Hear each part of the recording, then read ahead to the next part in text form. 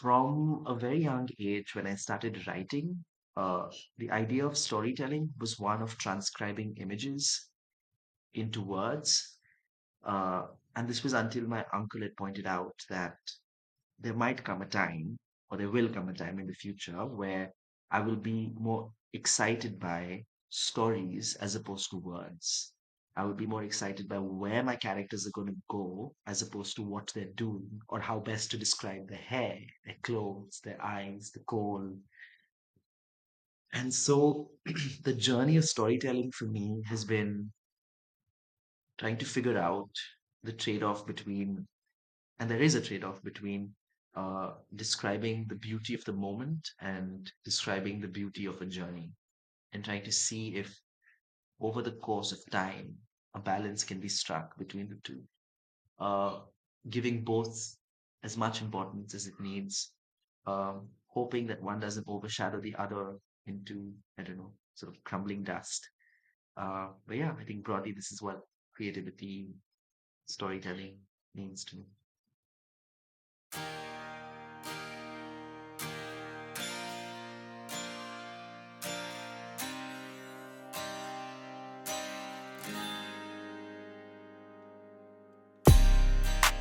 Hey everyone, welcome to the Closet Writer Chronicles.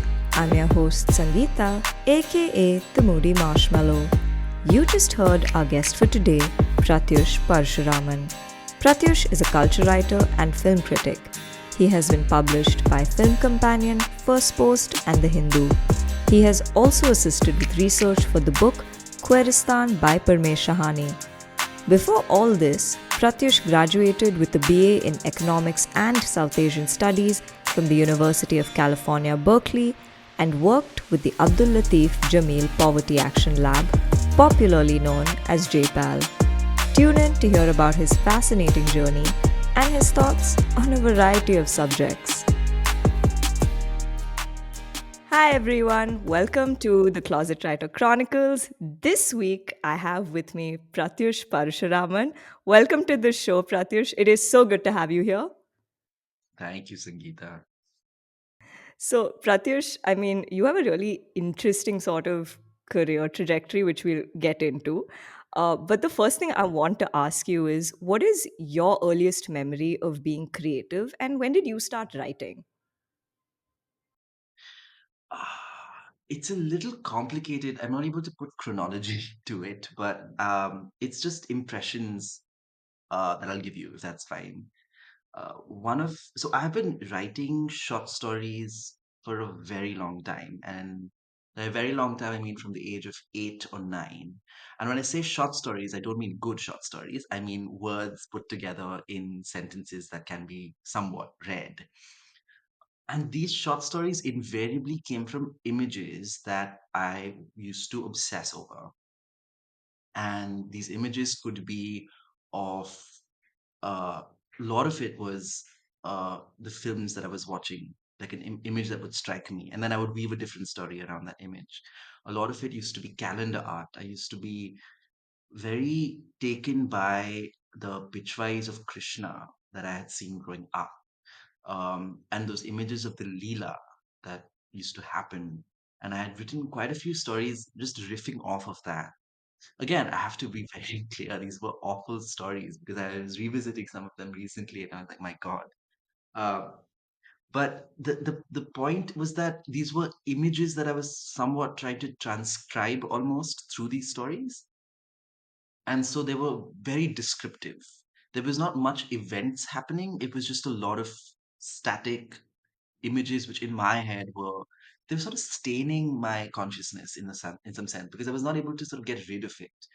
And I remember, of course, when you're a child, you're very excited and you think you're the best writer, the best poet, and the best painter. And so I was making everyone read these stories. And my uncle, I remember at that time, who had read it, and he said, uh, there will come a time, and I remember this very clearly, that there will come a time when you will not be excited about words as much as you are about story, in the sense that I used to love certain words and I used to use them. And I used to just Okay. be excited by being able to use those words in a sentence, right? Like oblivion, for example. Using it in a sentence would give me a high. And he had told me that there will come a time when you'll be excited by the story you're writing and not the words you're using to express that story. And that was a very formative criticism almost that I've held on to for a very long time. But the cut and thrust of it is was just that I was obsessed with images. I was very I used to be moved by color a lot. Remember when we used to travel uh in Tamil Nadu near Madurai, the houses used to be very, very colorful. Like they would Yeah. paint their houses in these garish hues of like copper sulfate blue, rose syrup pink. There used to be this like dusty yellow, uh, pista green. And when we used to, so I had just inherited my father's camera at that time, an SLR, and where you can change uh, the shutter speed. And so when the car Yeah. was moving, I was able to actually take static photos of these houses, and I sort of came back home and sort of collected all of these and put them into a folder. And my parents were like, "What is he up to?" Because it makes no sense, right? Just taking photos of facades of houses, which were quite generic looking, I suppose. But like I said, just the colors in them would move me in a way few things have. And that obsession continues to this day, where I would, like, for example, this painting, I don't know if you can see this one here, is Yeah. actually for sunset in Berkeley, where I studied. And I remember the first thing I realized when I moved to Berkeley to study was just the shade of blue in the sky was unlike any shade of blue I had seen. It was like seeing a color for the first time. And I don't know how to just express the sheer absurdity of that moment, right? Like you didn't think this color could exist, but also it's simultaneously very alienating because this is not sunset for you, right? Sunset is a little dusty, a little cloudy, a little. These are not the shades of blue you're used to, and so it was simultaneously full of awe, but also full of alienation. Um, so yeah, so my earliest memories of writing were just trying to transcribe the sensuality and the imagery that I was uh, unintentionally being drawn towards. Hmm. Um, and even not just writing, but even thinking about writing, even criticism for that matter. One of my formative moments of criticism, and I'm saying formative, of course, in hindsight, when I was trying to think about like an origin story for like how did I begin to think about criticism, was that in 2007 this film called Saawariya came out. Yeah. Oh, Um, yeah. and we were a family that used to go for all of these movies very regularly, but for some reason that weekend we didn't go for either Saawariya or Om Shanti Om, which released alongside it. And the next day after Diwali, when school opened, my bus buddy had watched Saawariya and he Okay. had absolutely detested it. Okay. And instead of asking him why he hated it, I told him to narrate the whole film to me.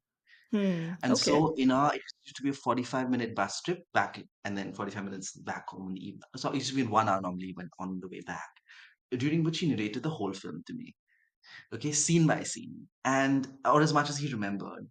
And for him, he sort of gave it a very magic realist touch. Like if you've Hmm. seen the film, there is this character played by Zora Sehgal called Yeah. Lillian, Yeah. and I love she's a vampire. Saawariya. I'll just shamelessly say it. I really liked the film when it came out. It's a film that I will defend to death. Yeah. And, I would and too. it's just the two of us, not even Bhansali will defend this film. I really liked it when it came out, and everyone was like, I'm sorry, I enjoyed the film. I'm not even going to deny it. What was it about the film that moved you, though? I don't know. I think that was just so. I think, first of all, it was so different from everything commercial that was coming out, in all honesty. And it was so visually stunning, first of all. And I think just to see, I don't know, it just worked. And I think the fact that it was kind of like a love story at the core of it, but it was about unrequited love. And I love Zora Sehgal. I think she's amazing as an artist, honestly. So just to see her on screen was just amazing. But yeah, I don't know. There were just so many things that just worked for me. And it just touched me in a way that I was like, oh my God, I love this. And like I could watch this again and still be like, oh my God, this is great. But yeah. And I still go back to that film. Sorry, people. Sorry, haters. But yeah, I do. If you love Zora Sehgal, you should have. I don't know if you've read the biography by Ritu Menon I of her life. haven't. I've been wanting to. Oh my God, that woman has lived just such a fascinating life. I mean, I imagine know. traveling at that young age around, being with Uday Shankar and just, in Dresden. And I there's think something she's a very role model, honestly speaking. Julian, I mean, even interviews, the way she would talk about having Yeah. sex in her 90s Yeah. was I was like, this lady, but we digress coming back. so the I mean, the thing about the narration was so Lillian essentially is this like in her character, Lillian G was this really grumpy woman, and she says, and when Rani Mukherjee is introducing her, she's like, if she likes you, she'll give you a room to stay, and if she doesn't like you, she'll make you chicken tandoori, like as in like she tell you to go. And my friend sort of interpreted it as a literal thing that she will transform you into a chicken tandoori. And so when his in his narration, she was this sort of old crooked magician who was so the film was playing very differently in my head, and I loved it. I loved the narration so Yeah. much. I was trying to figure out why someone would not like this movie. Yeah. And then of course I watched it with that frame in mind, right? And I think when you're young, you are more moved by convictions uh than by just the objective. Well, objective is not the right word, but just like I would not be able to watch anything with a blank slate. I walk in with a very strong conviction, and that conviction stays. If I have to Hmm. like a film, I will like that film. Like there's Okay. no way and nothing about it that can make me not like that film. It's Hmm. this kind of arrogance of youth, I suppose. I don't know what it is, but uh, there was this very strong conviction in me when I walked into Saawariya. So I knew I was going to love the film, and of course I did. And my first, I suppose, act of criticism was trying to defend that movie in Hmm. every social situation. So I was And one the of those music was great, let me just add. yeah, music. My God, that cassette used to play non-stop. The Rasbina Nahi Chain and Sabar Gai, and my mom used to love the song Thode Badmash that Oh, I love Bhansali that song. composed. Yeah. Uh, and so I suppose that was my first act of just trying to figure out if you want to think about criticism as a way of defending the films that you love and others don't, then this was a seminal moment because I was bringing it up constantly in conversations when it was like they would be talking about AI and politics, and I would suddenly just bring in something Saawariya. and and defend the film. I don't know if the defense was very effective. I don't think it was, but it just in the act of wanting to stand by a film when no one else was willing to, it sort of made me also feel very interesting. When in that age you love being outside of the Different. crowded life. Yeah, Yeah.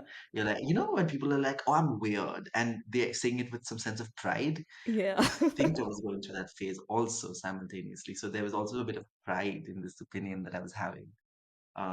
So I'm not able to dislodge one from the other. I don't. So I Hmm. still don't know if I were to watch it with a blank slate. I know that's not possible, but if I were to in a hypothetical world, I don't know if I would like it or not. But I think all of these came together at a time uh, to sort of cement this idea of beauty in my head, and I suppose that was why I began writing. Yeah, no, that's amazing. Also, can I just say, when you talk, it's like poetry. I'm like, please just keep talking, Prathyush. You just have such a way with words, honestly. But there was so much I resonated with what you were saying. I mean, of course, Savarya, but just the fact that when you said that sometimes you just know that you're going to like something, like a film or a book. And I know I've faced instances about that, because I know films that I knew I was going to love even before going to watch them, and I have. One was, funnily, coincidentally, Savarya. Another one was Bangalore Days, and then most recently was Sita Ramam for me. Like, I just Oh, I just knew I was Sita. gonna. I love that movie. I'm sorry. I will defend that film also to like another level. But yeah, I mean, I just knew I was going to love it. So I completely resonated with what you were saying there. But having said that, who are some of your favorite like artists and creators? Because I believe, like, everyone, especially I think when you're a writer, there invariably are people who kind of do influence and impact you, right, on your creative journey or writing journey, so to speak. So who were they for you, and I guess what were pieces of work that really like moved you or have inspired you? So I've always struggled with this question because I don't consider influence to be so clear Hmm. or linear for that matter, right? Like you read something, you're influenced by it, and it moves you, and then you change your writing. Like it's never been like that. But I can tell you examples of me trying to consciously plagiarize other writers' styles Okay. to arrive at my own, because I think that's the closest to influence. One was, of course, Julian Barnes, The Sense of an Ending. It's Hmm. this lovely novel of friends. It's a very short novel of friends who just grow apart through time, and it's about, of course, the tragedy of time and how, when you are old and you look back on your life can seem so different from actually what it was. In a sense, how memory taints the moment. And a lot of the book is about how they were young, and they would say stuff like, that's so philosophically self-evident. And I loved that phrase, and I started using it completely intentionally. I would like force fit it into conversations, and my schoolmates would be like, what are you smoking? Things like even my college essay, for example. So the book starts, Sense of an Ending starts with a list of memories, just a random list of memories that this man has about his life. I love that. And then through the novel, all of these memories come together in a narrative.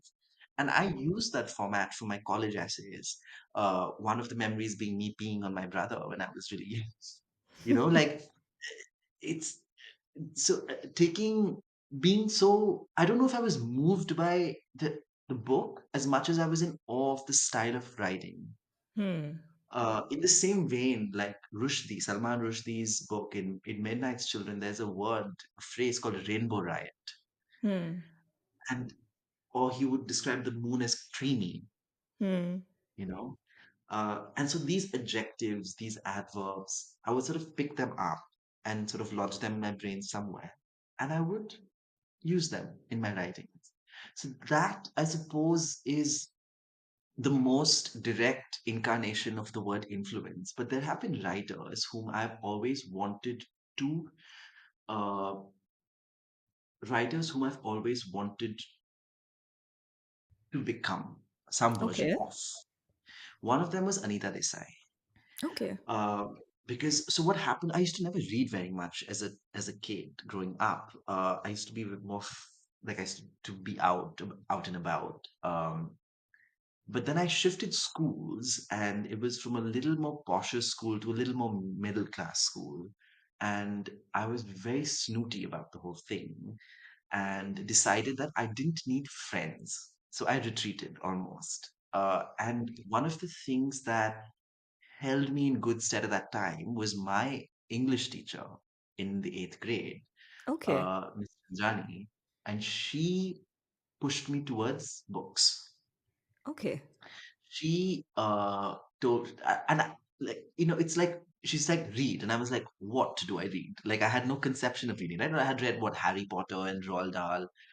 I mean, the most clear memory of reading was my mom used to come pick us up from school, and I was reading all of Roald Dahl at that time. This was like when I was really young, and I would sit on in the back seat on the floor, and I would lounge against the door, and I would just be reading. And I grew up in Dubai, and so like there was that harsh Dubai sunlight trickling in. It was the afternoon, right? And I would just be reading Roald Dahl for those 45 minutes every afternoon. But that I mean, I didn't read because I loved. It was just something that happened that I never took reading seriously till I moved schools. And she was like, "You should read," and I was like, "What do I read? I don't know anything."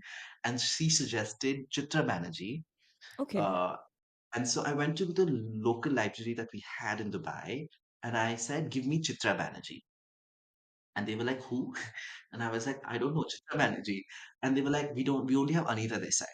And so I went, and they had this whole rack of just Anita Desai, and I picked up In Custody. That was the first book I picked up.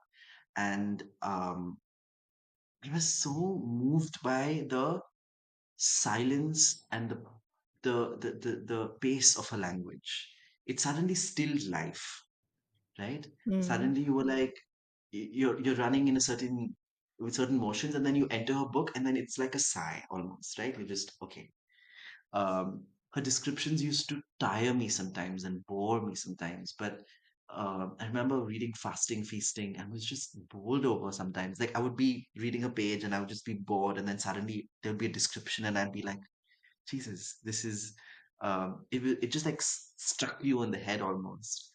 And so after that, of course, what you do is then you go on YouTube and then you watch all the videos, you read everything that's written about her. Yeah. And I remember telling my mother, she's an old woman, and so she speaks very conscientiously. Every word that comes out of her mouth is calculated beauty, is how I would put it. Like it's calculated, but it doesn't sound rehearsed. There's something so Hmm. beautiful that comes out of it at the same time. And I remember telling my mother back then that I want to be this. So she was, I don't know if it was an influence as much as an ideal that I had in my head. Hmm. I just want to make that distinction um, between the two because she certainly was one of them. Uh, Parul Sehgal is to this day one of the influences that I have. She's a literary critic. She used to write for the New York Times and now she writes for the New Yorker. Uh, and she taught me something which I will always hold very close to my heart, which is the most important thing for a writer to be is charming. Interesting. It's uh, like, let me hold your hand and walk you through this piece that I have written. You know, Huh. that kind of sit beside me while I explain why I like this film, why I didn't like this film. Um, and very recently, I think Jerry Pinto has been on my mind because I finished reading The Education of Yuri, and I've this is something I've been struggling for a long time, which is that how do you dislike something without being ironic about it or sarcastic about it? Like, what is the language like when you don't like a film, right? Hmm. The criticism or the critics or just generally the language that we use is often of sarcasm and irony, right? Oh, that Salman Khan film, and like the critics are just having fun belting out these, really pointed, ironic statements, and it's very fun to read. But fundamentally, I'm thinking about like how do you, and in Pinto's book, yeah, Education of Beauty, there's a line which is like, is it easier to be clever than to be sincere? Hmm. And uh, Yeah. I've I've been struggling with that a bit because it's like, what is the language we used in conversations in life to describe something we don't like? Hmm. Can we grapple with it as something sincerely, or what is this urge for irony that we have? Yeah. You know, yeah, I suppose so. These are just broadly people who've pushed me in directions that I wouldn't have otherwise thought of if it weren't for them, I suppose. Yeah, no, that's great, and I think you left us a lot to think about, especially with that part about Jerry Pinto. And I think the fact that yeah, it is. Is it easier to be clever than sincere? That's it's funny because that's actually something even I've been thinking about a lot in recent times. So yeah, it's definitely something worth mulling over. But yeah, I think sort of moving more into your sort of career trajectory. So you studied economics at Berkeley, and you had an interest in policy, which you did go on to work at JPAL. So how did you decide to get into that space, and what was, I guess, that phase of your career like for you? In the ninth standard, we were introduced to economics, and this is CBSE, so this is like very bare bones economics. It's barely economics, actually, if you look at it. But I remember the first week of learning this new subject. It's a new subject, right? And there's some excitement. Uh, I remember coming back thinking, I want to do a PhD in this and teach. Oh wow, Okay. okay. Um, and I mean, I come from a family where, teaching is given a kind of priority that few professions are given.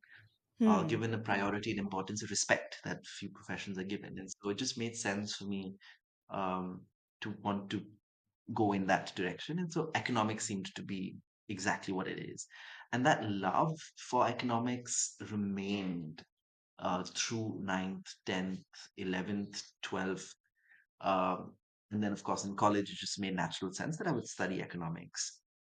Within the first year, I realized that I don't want just to do economics because it was sort of, it dulls when you hang out with the same kind of people, the same ideas, keep regurgitating. And so I did a double degree in Urdu with South Asian studies Hmm. with an Urdu emphasis because I just wanted to see if I could just push myself in two directions and, you know, be okay with it in a certain sense. Uh, but even within economics, of course, you have to specialize and you have to realize what is it in economics that you like. And in the third year, we did this course on development economics, where taught by Edward Miguel, and he and his mentor had did this experiment in Africa on deworming kids. It Okay. was a randomized controlled trial, and they dewormed the treatment group, and they compared how the two were doing. uh, they realized that it was a very powerful intervention because the children who were dewormed were studying more, they were studying better, Okay. and it was a sensational result in a time where people were trying to figure out how to keep people in school, how to keep children in school. Hmm. And the Africa government picked it up and they eventually dewormed 5 million kids based on Okay. this research. Okay. India took it up and then India dewormed the kids. So this is one of the few examples of an economic research project which has policy implications uh, to a point where they also got additional funding to study how are these kids doing when they enter the job force. And they found out that kids who are dewormed end up earning more, doing better jobs, greater skills. And so I remember very clearly weeping in class, thinking about here is the economics that I think I want to do, right? Hmm. Because we Okay. are, of course, I was like 18 or 19 or whatever, and you have this ghost in your head saying that you're going to change the world, and you're trying to find the most efficient way to do that. And you're realizing that maybe I struck gold. Like, this is it. And so I did a few more courses in development economics, and I knew I was going to do a PhD in that specific field. Okay. I was going to apply for a PhD directly out of my undergrad, and then my advisor at that time, Supreet Kaur, she told me, "Why don't you just do field work for 2 years or a year or two to just see how these experiments that you're writing about is takes place?" Yeah. And I liked that idea. And so I applied to JPAL, a few projects, which was working across South Asia, Southeast Asia. They have a huge portion of experiments, mostly randomized control trials, all in development economics, cutting edge research, working with some of the finest professors across the globe.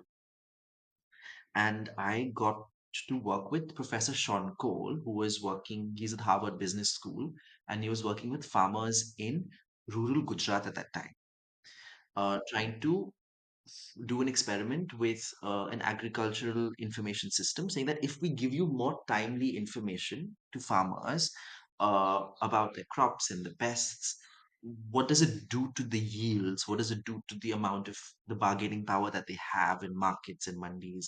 What does it do to their lifestyle? What does it do to the education of the kids? So this was the experiment that we're doing, and we got funding from the Bill and Melinda Gates Foundation for this. Uh, and the early results of the experiment were very positive, and so the Odisha government decided to take up and do another large scale thing. So Okay. I was sort of shuttling between rural Gujarat and rural Odisha for a year and a half, and we were doing this big experiment. Um, but then what happened was slowly I was not excited by the data that we were collecting. So I was training the surveyors and we were going to the fields and conducting these interviews. And then I was seeing how these interviews were being, the data was coming out of it and then it was being analyzed and then it was being presented in these conferences. And so I was seeing that whole sort of life cycle of data and I was losing interest in data Okay. because I was realizing that in these, we'd have these hour-long interviews with these farmers, hour-long, hour and a half sometimes. And I would see the farmer not exactly engaging with us because we were looking for very specific kind of answers. And they were sort of throwing numbers at us essentially. Um, and that's always a limitation of data. And we knew this walking into the field that, you're not going to get exact answers and exact numbers. That's just not how people think generally, right? Like if I ask you how much did you spend yesterday, exactly in rupees, you're not going to give me an answer that is sort of going to satisfy my research hypotheses in a certain sense. But just doing this day in, day out I was just sort of losing my excitement with data, number one. And of course, I was in rural Gujarat for 3 months, and I was sort of living in a hotel on the highway, and it was just very lonely also at that time. Okay. I'd get up in the morning and I would just have my sickly sweet tea, poha, in which also they put sugar, and just, staring at the cars go by. And sometimes a bus would come with passengers and sit in the dhaba, and it was a very incredibly lonely time. So I think all of these simultaneously, these things were happening, and I decided I can't do a PhD in this because I think to do a PhD in something, you have to have an absolute conviction in Yeah. that field, right? Have you thought of doing a PhD at any time? Is that Yeah, kind of, but we will not get into that right now. because it's just like when I talk to people who've wanted to do PhDs and didn't end up doing, it's the same story that comes out, right? Like you're just so excited by an idea, and then you realize maybe I'm not excited enough to pursue a Yeah. PhD. Like PhD is it's it's a kind of labor that is unimaginable for someone who hasn't Yeah. done it. And so the next best thing I thought I could do was write. And so I decided to put my papers in, and I said the last month of my work I'd do it remotely from Mumbai because it's just analysis work and cleaning data, which I could do remotely anyways. And also, if I'm like Mumbai, I came to Mumbai because my grandmother lives here, my uncle and aunt live here, so I could live with them. I Okay. won't have to sort of sell my kidney to pay rent. Uh, and also, Mumbai is sort of the central for writing and writers. And I thought something will happen, right? Like, let me just come, and figure it out as I move through the city. So yeah, I came here. It was April 2019. Uh, April 2019, I think it was. Yeah, I came right before the election so I could vote. Uh, and yeah, then I just sort of moved around, and I realized that a lot of uh, writing is just finding and building networks. Hmm. Okay. Uh, and my first two jobs. So what was I don't know.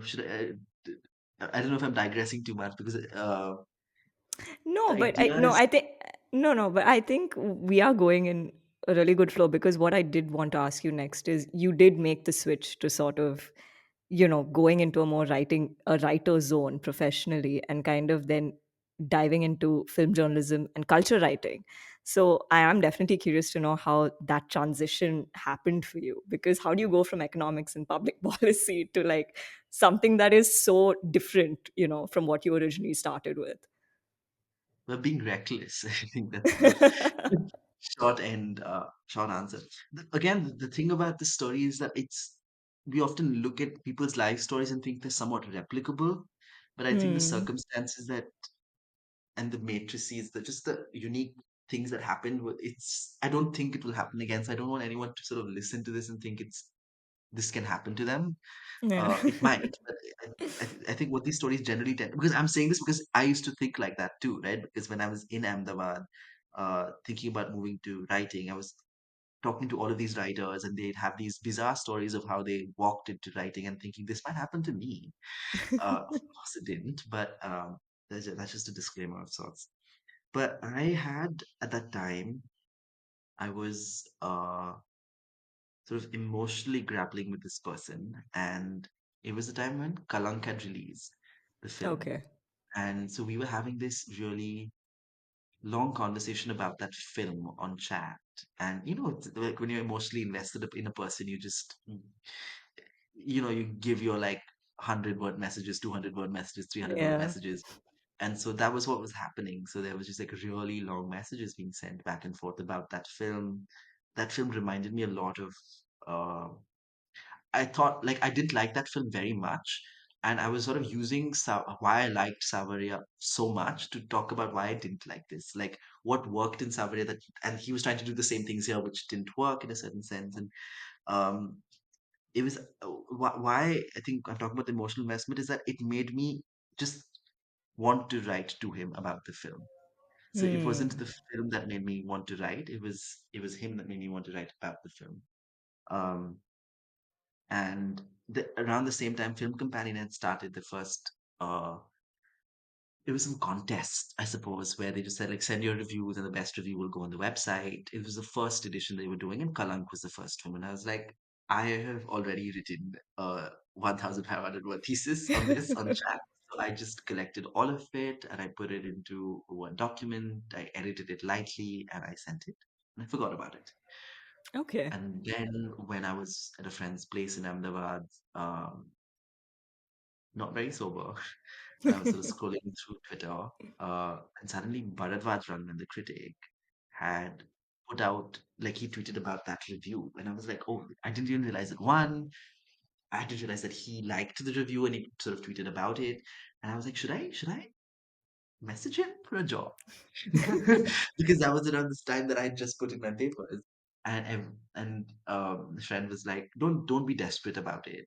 Like, give it a day or two. And I was like, I am desperate. I don't mind him knowing I'm desperate. It's not like, what am I going to do holding on to my self-respect? I need a job. Um, and so I immediately messaged him, and Barry is just one of the kindest souls. And so he immediately put me in touch with Mohini, who was the associate editor from Companion at that time. I emailed her with samples. And when I moved to Bombay, I sort of met her, and she thought it was a good fit. And so I started working 3 days a week. And it was 3 days a week because I had also got another gig simultaneously with Parmesh, Okay. the just the sort of I call him the gay Gatsby of Bombay. He's just the most stunning human being that you will ever come across. Uh, he was working on his book Queeristan at that time, and he wanted a researcher. Hmm. Now I didn't know very much about him, but I was the kind of person I was. Anyone who I met on the streets, in friends and parties, I was like, "I'm going to Bombay. Do you know anyone who wants a writer?" And I was one of those people.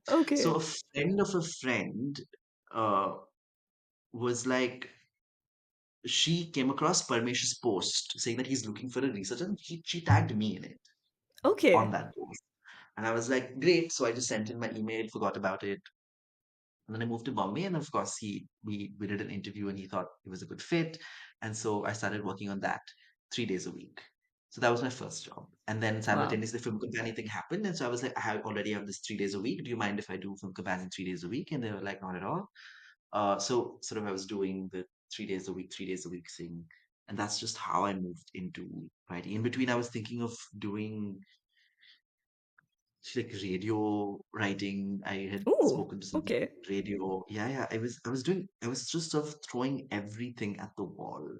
I remember at that time, Jet Airways um had just shut down, and so a lot of people were laid off, and so Yeah. some editor So Jet Airways just laid off a bunch of people, and so this editor had put out a tweet saying that if you're from Jet Airways, you can reach out to me. And I was like, I'm not from Jet Airways. Can I still reach out? So I was literally throwing everything at the wall because I had no network and I knew no one in the city. Um, and even my uncle and aunt were like really helpful, and they were putting me in touch with like writers and screenwriters. And at that time, I didn't know if I wanted to get into screenwriting specifically, Hmm. and these two things just happened simultaneously, organically, and I was very excited about all of them because Film Companion, of course, I've been watching for a long time since it came out in 2015. It started, I think, and Parmesh was just, I think, the moment I met him,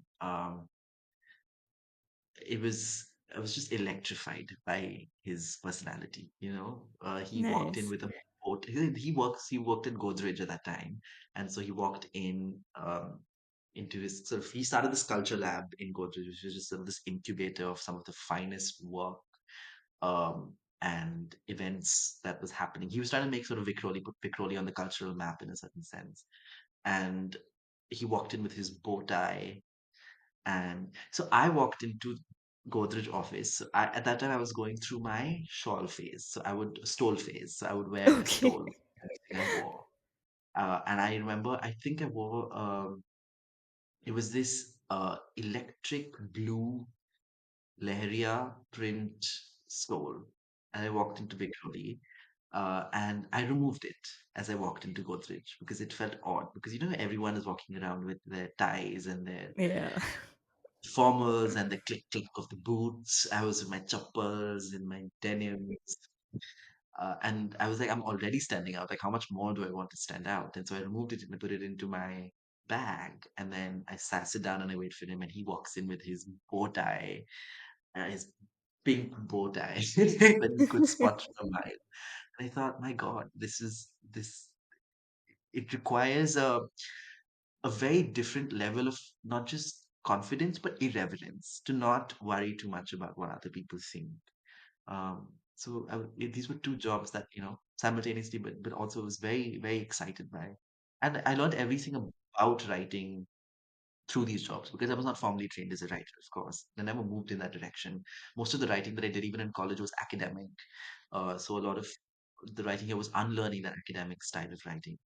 Um, yeah, so I suppose that's just how I made my entry into writing. Yeah, which is amazing. And I know obviously everyone has their own journey with this, and it is independent of a lot of things. And it's difficult to compare, but I think it is just kind of sort of inspiring in some ways to hear about these journeys and be like, hey, it's great that this happened for someone. Yeah, of course, it leaves you with a hope sometimes that maybe it could happen to me. But I think it's also the sort of courage and conviction with which you sort of went after it, right? Like you said, you were sort of just throwing everything at the wall to see what sticks, and it did stick. That's the best part. You took that chance, and more power to you for that. But since you made the switch, I'm curious, like, did people have anything to say when you were switching from like economics and policy and research work to like sort of a more culture writing film journalism space? Like, I don't know, did family and friends say anything at all, or was No, it just complete my dad support and my throughout? mom have always been very supportive. Uh, the only thing they wanted me to be was sure of what I wanted to do. Hmm. Even my uncle, for that matter. Like sometimes, I remember we had this long conversation because I moved. It was a radical shift, and he was like, and my uncle is someone who worked in a company from when he was like in his early 20s, and he stayed with his company and he might be retiring soon, and he is now at the top of that company. So he's of that culture and the generation which sort of you stay with one job, you stay with one Yeah. portfolio, and you move through it. Yeah. Um and so he was like, you're making the shift to writing, are you sure? I was like, I'm sure for now. I can't predict what I'm going to feel 10 years from now. 10 years from now, I want to move back to economics. And that freaked him out, my uncle out. He was like, you need to be sure about what you're doing, which is, quite fair.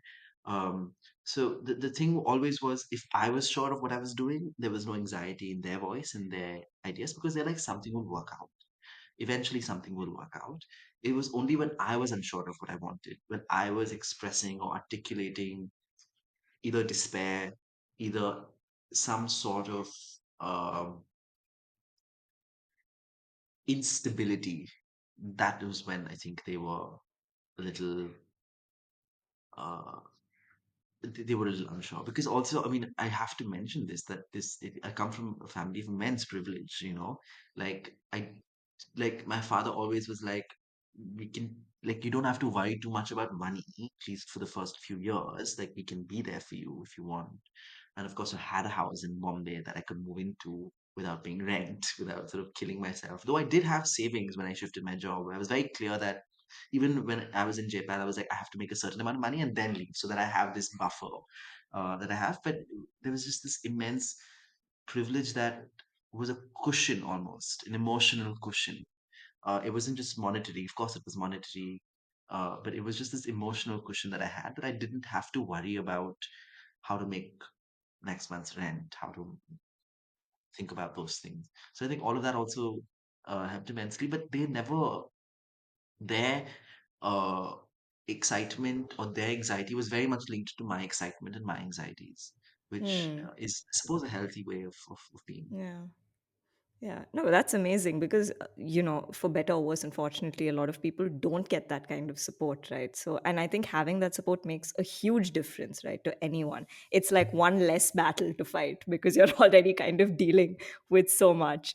So, I think it's incredible that you did have that kind of support and sort of that system around you, in a way. But now that you are sort of writing and you're doing this full time, do you face any kind of like misconceptions or assumptions about your day job, which are just absurd and you're like, no, this is not true? I think one is that we hang out with stars all the time, like film Really? stars. It's something that I get often. They're like, "Oh, you must have met Shahrukh, you must have met Salman," and I was like, "You don't know how low in the hierarchy we are." Okay. I think that is one misconception people have, that we just, and of course, the other one is the money. And I have to mention this, that there's not much money in writing. Um, Not just that it's not much money, but when you're a green writer, you don't even have the confidence to ask for money because you don't know what your worth is. You don't know what the market rate is. You don't know what publications are willing to pay, not willing to pay. You're Yeah. just so excited by just the being given the platform to write. Um, I suppose at that time, but yeah. So one of the thing this they think that there's a lot of money in it, which is not the case, and they think that, and of course, I think with critics and criticism, there's this unsaid assumption that a lot of paid critics, you're paid by publication houses, you're given gifts and this and that, which of course isn't, in our case, in Film Companion's case, at least I can say it's not true. Um, but I, of course, know of critics who do get paid. I know of critics who, for some films, have to, tone down their objectives. Hmm. But yeah, these are some of the misconceptions, I suppose, that people have about writing. One of the other things I did want to ask you is that, and I've read like a couple of pieces, and I think I've personally sort of messaged you about them as well, and said that, hey, I really, love the way you've written certain pieces, and I truly do. Like each time I feel like I read a piece written by you, I feel like I just come out feeling a little smarter, and I feel like, oh my god, these past like how many ever minutes was so worthwhile of just spending it on this piece of writing or content or whatever. But something fascinating is that you have a very distinctive style of writing, and the reason I say distinctive is I feel like, at least the more I've you're one of those writers, I feel like you have a certain way of sort of presenting information or pieces and opinions, where you could be talking about, like for example, if I had to look back even at a paper you had done at Berkeley on homosexuality, and you're talking about law and history and culture, and suddenly there's a mention of like ghazals and how that's becoming so like binary, and they're trying to like genderize that. So it's really fascinating how you manage to kind of weave so many different elements, and at no point does it ever feel overwhelming or like info dumping, and yet it's driving home a point. And I feel like that's a very you style, that's a very Prathyush Parasuraman style of writing, as I'd like to call it, because I don't see very many writers who are able to do that and do it with such a strong voice, with such strong conviction. So how do you kind of develop your own, that kind of voice of writing? Because I mean, I'm sure, I mean, I don't know if it comes overnight, but I'm sure there is a process. So how is it for you? I I mean, the two separate things, and one is about voice, and one is about the content that the voice is, in some sense, being foundational to. With voice, I've learned this over time. It's not something that you can wander consciously towards. It's Hmm. something that you unconsciously arrive at, if that makes sense. You, Okay. I cannot force fit a voice and work towards it, you know uh, because the thing about a voice is that it has to seem natural. The thing about a voice is it's something that unconsciously emerges from all the reading that you do. Hmm. which is why I think one of the most important things for a critic, even a film critic, to do is to read. People think that a film critic needs to watch a lot of movies, which is true. But one thing that they don't think about is that a film critic needs to read, because reading provides you that avenue to unconsciously absorb certain styles, active versus passive, what kind of a line you want to start with, how much of the first person do you want to use, um, do you want to use M dashes, do you want to use semicolons, uh, how many adjectives do you use? One of my favorite art critics, Jerry Saul, sometimes his whole paragraph is just a collection of adjectives, Okay. right? And it's just like, and what that does is it's not about describing a work of art as much as just you're seeing this critic grapple with something, this painting, and he's just flinging words at it, trying to, in some sense, approximate that sensual interaction that he's had with that work of art, which is fundamental. You're not able to translate, right? It's a visceral experience, and you're trying to put into words. It's just impossible. And what he's trying to do with that paragraph of adjectives is just give us a sense of him grappling with that impossibility. Now, these are things that you pick up only by reading, I suppose. So that is voice, and I don't know if I can be more helpful because it's just something that is I've changed also over time, right? If I read some of the stuff that I used to write in 2019, I want to bury myself into a hole and hibernate forever because it's just uh, so not just untrained, but there's something so unfinished about it. Hmm. Like there are thoughts that I feel like one more sentence I could have written about. But in my Hmm. head, it was a complete idea. But on paper, 2 years later reading it, it feels incomplete. Even a small thing like I was not able to make the distinction between an N dash and an M dash. Yeah. I was not making that distinction in my writing in 2019. So when I go back to those pieces, there's like a visceral cringe that happens because, and of course, punctuation is very much part of a voice as a writer, at least. So that is just something that you arrive at. And the way you arrive at it is by absorbing as much reading as you can. Um, Good reading. I think Arundathi Roy said this really well that when you're a writer, you're not just reading anymore, you're reading conscientiously, Yeah. right? Because you suddenly picking up style, you're picking up words like, rainbow light and creamy moon and philosophically self-evident and all of that. Uh, you're picking up these things, you're picking up styles, you're picking up uh,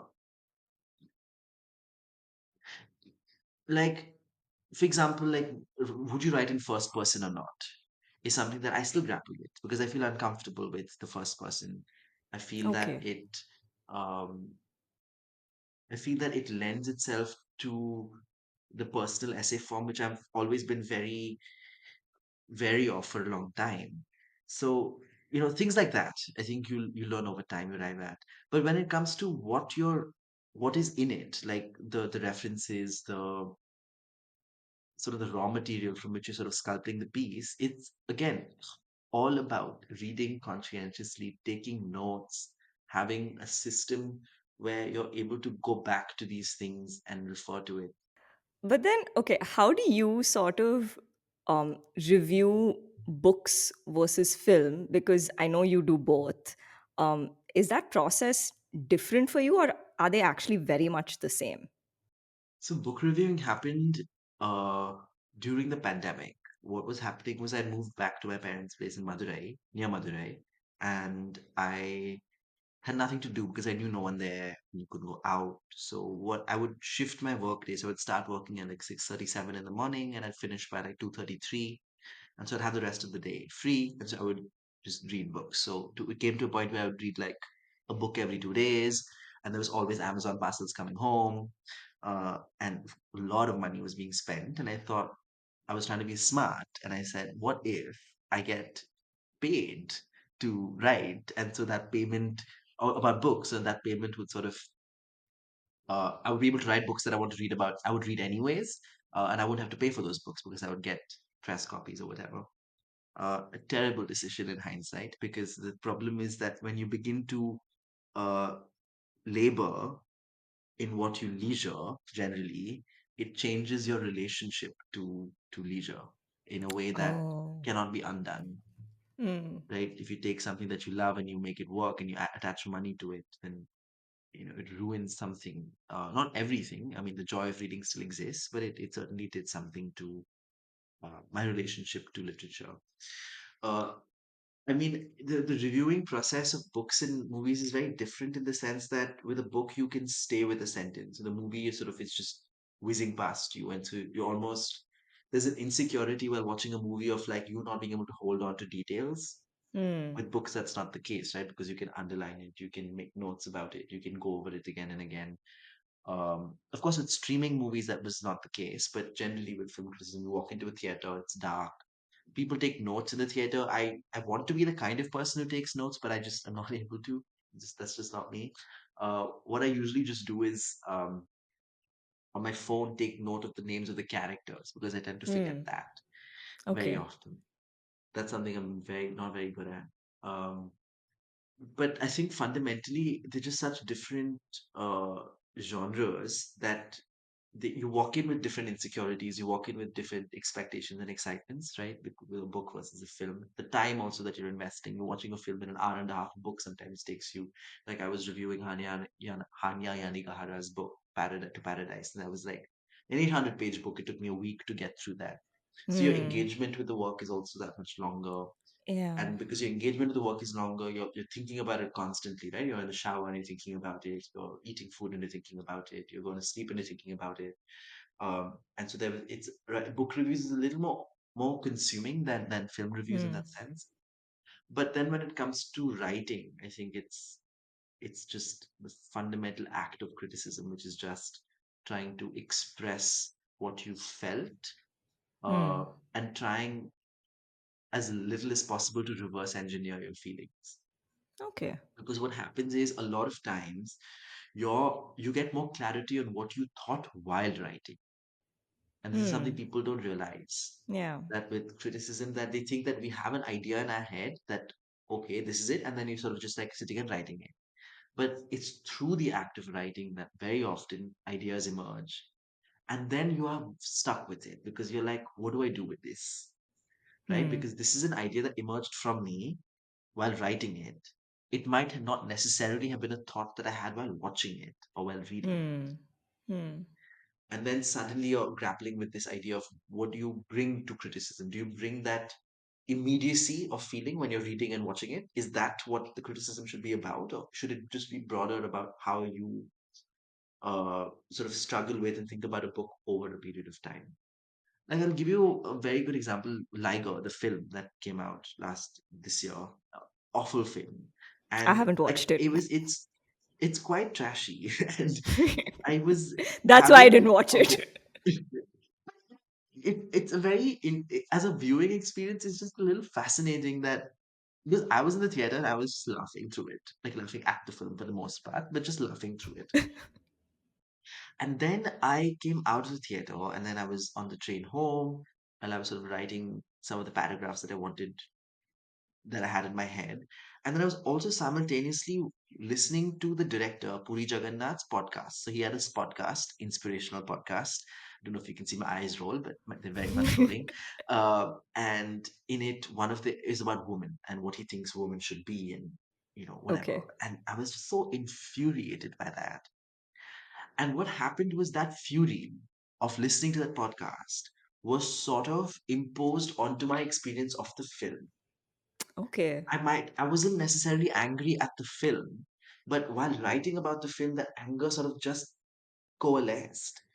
And then then I was of course struggling with it. It's like I don't like should anger be there in the tone? But I did feel anger at some point, not in the theater, but I felt towards the film because I was seeing so much of what he was talking about women in the female character and how he treats them. Hmm. Uh, and that's patronizing, idolizing, almost indifference to the feminine presence in the film. Like if a woman is strong, that's all she is. She's just screaming and ranting and raving. If a woman is coy, that's all she is. Um, So yeah, I mean that you're constantly struggling with that in any form of criticism, literary or film. But broadly, I don't think I the writing isn't different. It's just the grappling with the text of the film that's where the difference is. Hmm. No, that's interesting because especially since you kind of review these two very different mediums. So I was just curious as to how you kind of I don't do go book about it. reviews anymore. I think I've stopped doing that. Okay. But I mean, you were, so that's why I was just wondering. I was like, how different or similar is this process for you? But then having said that, what makes a story good for you? That's a very complicated question. Because it not just because it has many answers, but the answer also changes Yeah, depending for on, sure. yeah. So at this So point in right time, what now, makes a story good for you?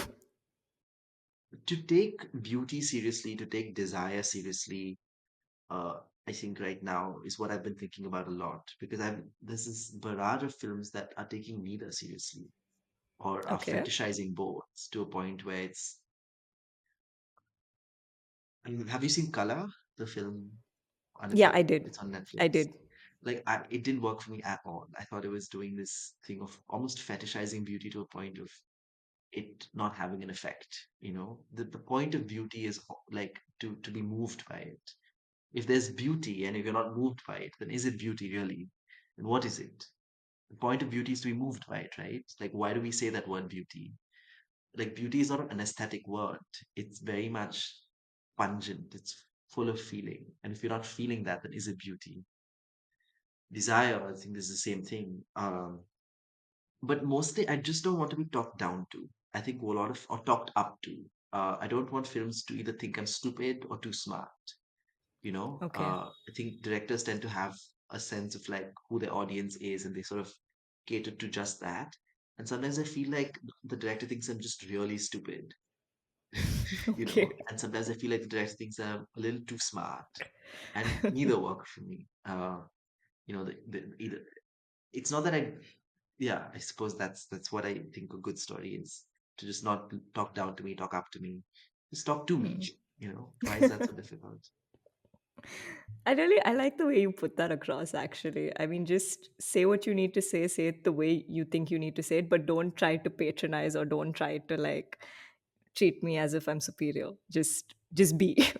I think that's the context I'm getting, which is actually so true when you think about it. Um, but yeah, I think, sort of shifting gears a little bit.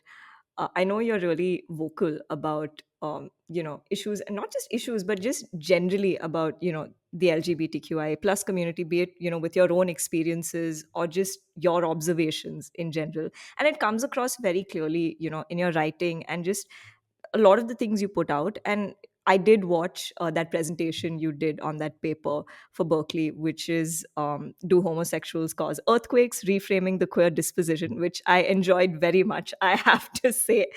But, my question to you is what has your relationship been like with gender identity and sexual orientation? And the reason I'm asking this is because I don't think we have enough open conversation about this in general, especially in a South Asian context. And I feel like we're so used to kind of pushing it under the carpet or not talking about it enough that then people are so wary of talking about it and talking about their own truth and authenticity. So, yeah, what has it been like for you? It's fairly complicated, and I'm using that word again. But what I mean when I say complicated is, um, there's this sense that there's a community and that you must belong to it. And I've always chafed at that idea because I have always been innately doubtful of ideas of community. Okay. Because what a community does is it provides comfort. And what that comfort lets you do is it simplifies certain things, which I demand complexity from. For example, around Section 377, which criminalized anal sex, a lot of people were saying that uh, it made homosexuality illegal.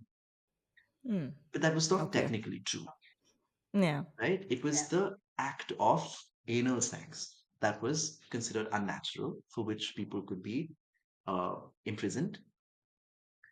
Now, part of me was like, how do we talk about this? Because a lot of people in the rhetoric, they were being swept by the rhetoric of it, and they were like, this is makes queer people illegal. Hmm.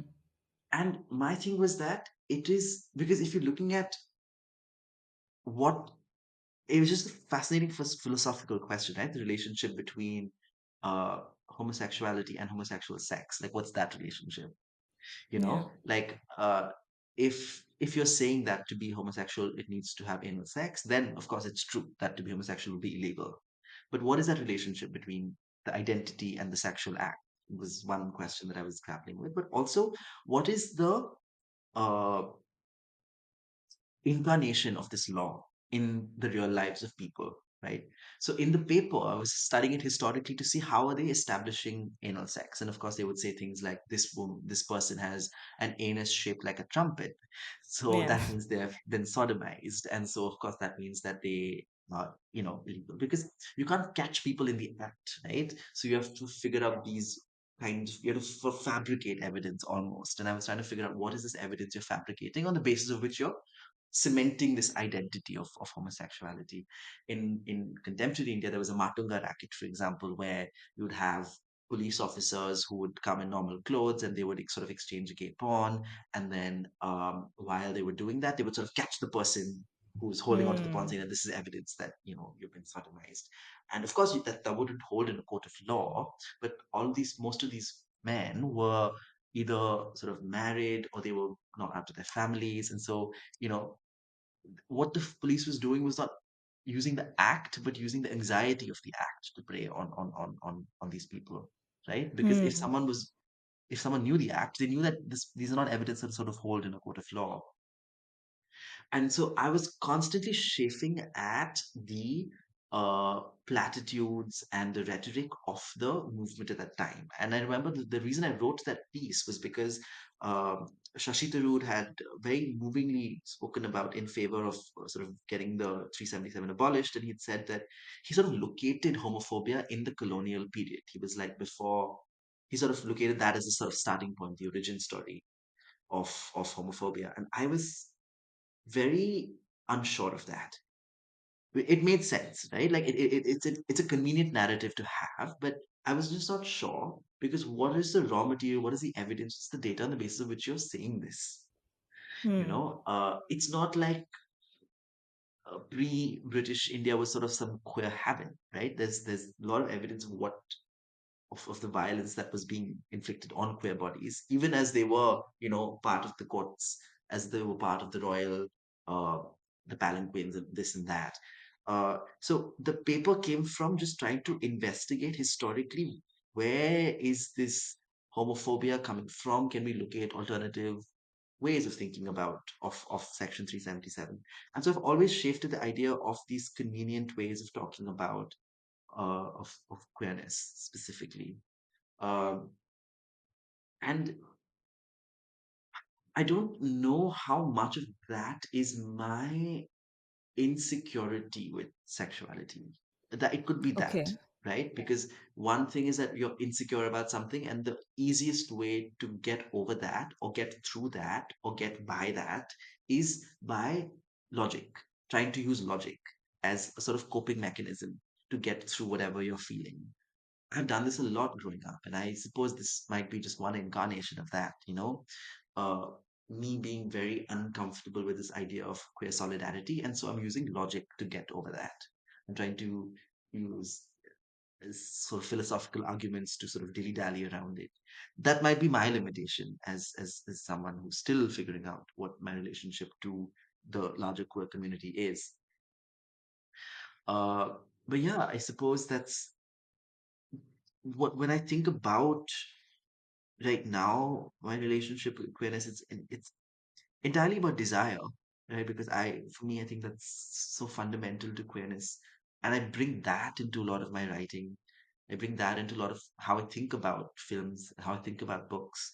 um I was talking to a friend over, really old monk and Chinese bale and the other night, and I said something and I thought, my God, I said it, and It made sense. It was just something that just like yanked out of my body. I didn't really think this through. Just like, if you want to take a character seriously, you give them desire in a book, in a film. Hmm. And perhaps that's one way to think about which are the characters the filmmaker, the director, the writer does not want to take seriously. The one that they don't give Interesting. desire to is the one that they don't. Is just a hypothesis that I just sort of spilled out in that moment. Uh, but I think largely right now, as it is, my relationship with queerness is one of desire, and I'm trying to figure out the larger politics of it, right? Because I'm still, uh, I don't, I don't philosophically understand a lot of the positions that people in the queer community take. Okay. Uh, and I don't want to agree to it simply because it seems the most convenient thing to do. But I also don't want to question it in a way that antagonizes people, right? I Hmm. think a lot of the things within the queer community, I mean, and I feel is that when people question you, you feel that they're sort of wielding an axe at you, because that concept of fruitful discussion and questioning is just so rare. And I felt this when people ask me about my queerness, for example, right? Like I don't feel they're questioning as much as accusing me through Okay. in the format, in the garb of a question. And so I suppose that's also my discomfort with asking questions around queerness. So it's not a very clear answer because it's not very clear in my head. So No, that and was the that's ramble for fine. you. I think it's just important to have different perspectives on this. And I know at least with the podcast, I at least try to get different perspectives on this because I've had two guests previously on season one, Megha Vasudevan and Sersha, who spoke about this, Um, and they had very different perspectives on this as well. And I think it's just important to have it out there for people to listen to and understand, because I think that's what we really lack today. So yeah, more power to you on that. And yeah, the other thing I wanted to ask you was that you've also kind of moved around a lot, right? In terms, like while growing up, in terms of schools or cities and countries, and just generally throughout life. So what has kind of belonging and identity been like for you? Sort of belonging to a place and I guess identifying in a way. There's a so I was traveling around Hampi last year, and I there were these temples, these sixth to eighth century temples. So we are not Hampi, sorry, near Hampi, we went to like Aihole, Badami, and Pattadakal. So there, yeah, these sixth to eighth century temples that were just there, and people were living in their midst, right?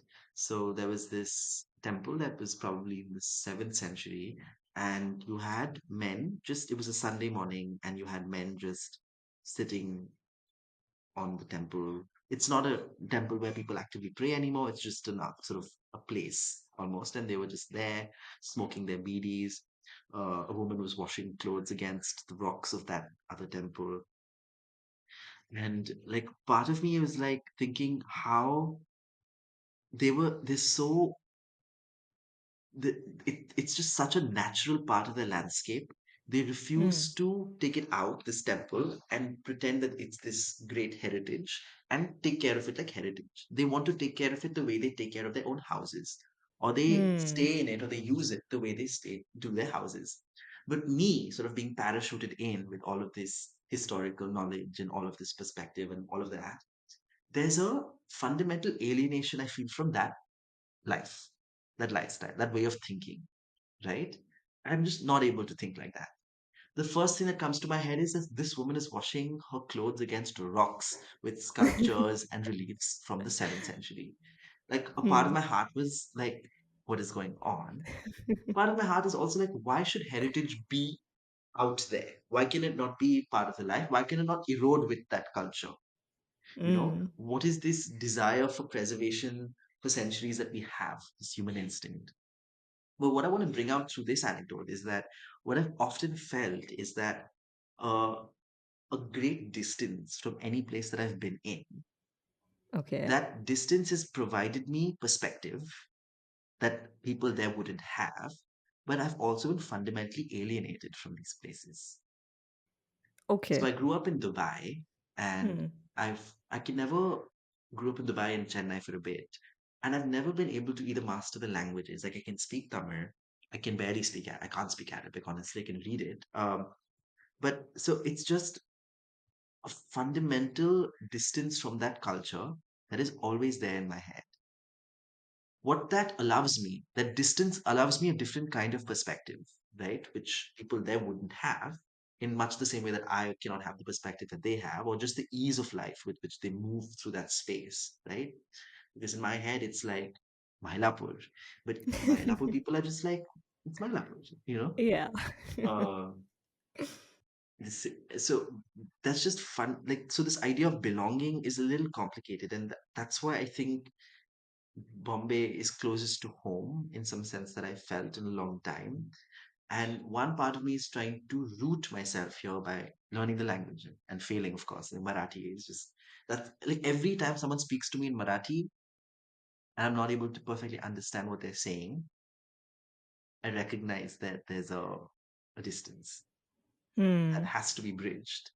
Um, because I think about Jhumpa a lot when I think about this, where she just sort of just moved to Italy, right? She was in Hmm. New York writing in English, and then she decided that no, she wants to write in Italian, and she moved the whole family to Italy to a point where she only read Italian books. She said she wanted to dream in Italian. That's the ideal, right? To dream in this language. That just shows just how subconsciously you're at comfort with language or culture. Um, and so that is something that I've been in moving towards because and when I'm saying that, what I also mean is that belonging doesn't necessarily have to be a natural, incontestable thing. It can also be something that you labor towards. Like I'm laboring Hmm. towards belonging to Bombay. This idea of belonging, generally, you feel like it's just this innate thing, right? You just belong to a place, and perhaps that's true. But there's also this other way of thinking of belonging, where it's just you have to put in work to belong to a place. So I suppose that is the long and short of it. So it's just interesting to get this perspective because I've been in Chennai for most of my life. And it's just sort of fascinating for me to kind of hear from people who've moved around a bit, and what their take is on sort of, I guess, what belonging and identity and identifying as part of a place is like for them. Now we're kind of coming towards the end of this interview, and we always end with these last two questions. So, the first thing I want to ask you is what are your aspirations like? What are you looking forward to in the near or even distant future? To just write more, to be paid well to write more.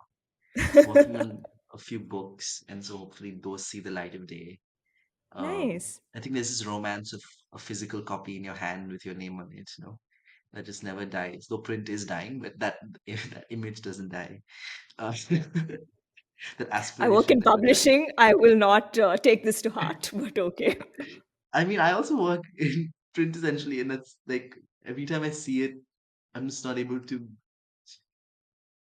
Anyways, I think the rhetoric around that's a little scary, but yeah. So I think just to write more, to be paid to write more, and to be paid well to write more, and be read more. And I think that would be lovely. Yeah, for sure. And what is a piece of advice or learning you'd like to share with people? Can be professional, personal, creative, just something you've kind of experienced and wish more people were aware of. There's something that my advisor Supreet called. So this was after when I was about to graduate, and I was trying to figure out between three experiments which one I wanted to select and do and move to India for. One was two were in Gujarat, one was in Haryana, and I didn't know which one to pick. Um, and I was just, it's a constant conundrum, right? You feel like you have these choices, and all of them are just like equally appetizing, and you think you're going to learn from all of them. And she said something. She's like, there is no right choice. There is no wrong choice. There is just a choice you have to make. Uh, and I think that is something I always think about when I have to make a choice between two things that are equally exciting, but I can only do one of them. Because all of that, always that worry comes in your head, right? Like regret shouldn't descend upon your heart. But yeah, that's something I think about often. That It's more than anything, it's just, it's one of those things like or not a mantra, but just a thing that to just remind you of. Like there's this lovely line in Urdu, ye raat badi tufani hogi, saath raho asani hogi. Just to just hear it, it doesn't have to mean anything. It doesn't have to move you towards any direction in any sense, but just to have it um, on you all the time, like an amulet almost to be that help. And also just the Jerry Pinto quote, which I told you, which is that is it easier to be smart than to be sincere? Is something I've been thinking about because I think sincerity. I've always found sincerity a little boring, to be honest. Okay, then. So yeah, but I don't know. I've been maybe I have to change my opinion on that. Because the more I can't stand irony anymore. Like I just can't stand sarcasm. Um, yeah, so maybe these are two things that right now at least have been in my head. Yeah. And on that enlightening note, I would say we're coming to the end, but we're not because I want to do a fun rapid fire round with you because why not? So, this or that, movies or shows? Right now, movies in theaters and shows on my laptop. Okay. Books or the screen? A terrible question. How do you answer this? I At don't know. night, You've books dealt with during both. at night, books during the daytime, movies. Yeah, Okay, fair. Written reviews or video reviews? written reviews always. Okay. Filter coffee or adrak chai? Filter coffee, man. Don't you dare ask this question. There's only one answer. I'm so glad you answered. That's the right answer. But yeah, anyway. An underrated movie according to you? Underrated movie. We have Um, established Saawariya, but moving on. Seven. I think we've given it a little. We've made it a little rated through this conversation for underrated, if that's a thing. I don't know this. Have you seen Lutera? That's a Yes, film I that. have. Yeah, I mean, I really wanted to. In that film, there's this part where he says he wants to go to Chandratal, and that's the place that he's going to find most quietness and solitude. And then he dies in that film, and so he didn't Yeah. get to go to Chandratal. And so this time when I went to Himachal, I was like, the one thing in my head I wanted to do was go to Chandratal. I couldn't because of they had closed the highway. But it's one of those films that makes you want to do stupid things like that. It's the point that I'm trying to make. Okay. An underrated book? Underrated book. Um, Jesus. Last year there's this lovely book that came out called Name Place Animal Thing. It was Okay. Yeah. shortlisted for the JCB. Hmm. But it didn't make it. It's just a very sweet coming of age book, and it's again one of those sweet books that you didn't think existed anymore. Because I think right now the cut and thrust of publishing is more towards sort of like almost esoteric translations and like um, it's just a sweet book that I thought deserved more love than it got. Hmm. Okay. What is the best part about your job? I say this all the time, which is that to love is to pay attention, and my job is to pay attention. So essentially, like my job is to love. Like I say this like a stuck tape recorder all the time. Like my job is to love. Oh, that's so sweet. What is the most frustrating part about your job? I don't get things enough things to love, or I get like I'm forced to pay attention to things that I feel this is an awful thing to say. I'm forced to pay attention to things that just don't deserve my attention. And that's a really snarky thing to say, but it's just what I feel Hmm. most of the time. Hashtag Liger. Anyway, one line. One line for the following. What you feel about these film remakes? Uh, I think it's fashionable to demean it, but I'm very excited by how uh, hopefully some of these local stories will be culturally translated. I think that's something I always look forward to. Hmm. Book to screen projects. Uh, I've always admired people who want to do that. I just wish they did it with less renowned books, more esoteric books, like what Monica or My Darling did, for example, Yeah. right? Like take a book that not many people heard of, as Yeah. opposed to like a Suitable Boy, which everyone has heard of. Uh, Yeah. Or a Shantaram right now. Or Shantanu. Yeah. Ghazals. I think uh, it gives language to pain in a way few things can, you Hmm. know, Oh, okay. Okay. So, if your life was made into a biopic, what would the title be? out and about. Okay. And who would play you?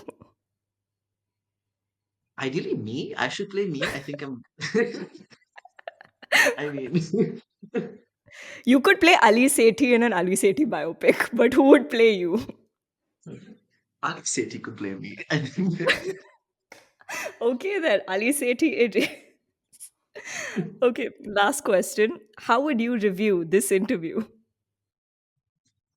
uh, just gentle, affectionate, um, full of curiosity and love. Aw, thank you. And on that note, we have finally come to the end of this interview. Thank you so much for being here, Pratyush. It was an absolute pleasure talking to you. Sangeeta, thank you so much for like the thought that you put into the questions and the kindness that you gave to allow me space to ramble. Thank you. So that was my conversation with Prathyush Parasuraman. I really enjoyed recording this and getting to know him and his story. Closing this episode with an excerpt from a story written and narrated by Prathyush. And with that, we've come to our mid season finale and we're going on a short break. I hope you enjoyed the show, and I'll see you next year with a new guest and a new chronicle to share. Happy holidays and talk real soon. How's that? It's called, this is the first chapter of a work in progress novel called The Garlic Renouncer and My First Love. He sheepishly asked me why gay men have so much sex. I was a bit struck, not because of the question itself. I would be lying if I said I hadn't thought of it, but I had always felt wary of milking that thought into a cold question that could be seen as much an accusation as a consideration. He had just graduated from a verdant, polemical, womb-like campus to this violent city of my heart. His balding, influential father fixing him up a job, finance, something, something, with my then boss, whose memoir I was ghostwriting. Not because she did not know how to write, but because she was unwilling to make time to write. Slowly, over the years, she started mistaking the latter for the former, slumping onto her glazed table in pastel pantsuits, repeating how the years have made her shed her hair and her words. I didn't contradict her, for it was the conviction in her miscarried words that got me this job, after all. Our eyes collided for the first time in the restroom as I exited and he entered. It was just 1 second, the door swinging open as I pivoted away from the whirring hand dryer that cloaked my hand in septic summer breath, towards the flung open slab of wood creaking at the hinges as he charged with purpose, briefly looking to his left, finding me, and the gaze lingered till we had moved further along our stride. That to have continued to hold on to the gaze, we would have had to swerve our necks in conspicuous desire. He was beautiful in a cursed, obvious way, the kind who would bite his lip confidently yet subtly, as if he were in deep thought, as if he were unaware of the effect he had on those around, his face returning to my mind's eye through that day in hot flashes, leaving me flushed and longing. That quick gaze began yielding in my head a fantasy, a personality, a myth. I imagined him at a hazy house party in a loose t-shirt, routinely scratching his lower abdomens, a casual invitation to peek at the treasure trail, the soft tufts of hair sailing south from a shallow belly button, just enough for half a clipped nail to be inserted. His lips were a gesture, an invitation. The ridge parting his nose from his mouth I emphasized in my head, such that if I were to trace the outline of his lips with my index finger, the edges of his upper lip would seem like a wave in a kindergarten ocean. I wondered what his name would sound like in my voice. I wondered how deep, how gruff his throat groaned in the reluctant sleeping mornings. I looked at my watch as I left the restroom almost instinctively and found myself back around the same time, the following afternoon, pretending to leak my bladder into the bone dry urinal, looking around without causing suspicion or alarm, the sort of casual look of a man who's neither interested in looking down at his privates, spit out jaundiced bottled water, or canned soda pushed through the vortex of nephrons, not in staring at the magnesium white wall in front, painted in uneven layers that you want to scratch your freshly cut nails against. He walked in and stood at the urinal next to mine. There were three others he could have chosen from. I counted in my head, smiling. He looked down, but from the corner of my eyes I could see, or perhaps I was just imagining, a pulpy flirt combusting. When I heard his trickle, I realized I had just been standing there, expelling nothing, my privates dangling unnecessarily like dry laundry waiting to be folded in. I zipped up quickly and went to the basin, washing my hands thoroughly, soaping them twice, thrice, waiting for him to occupy the basin next to mine. He did. We blushed, staring at each other's reflections in the mirror, and he strode off without drying his hands.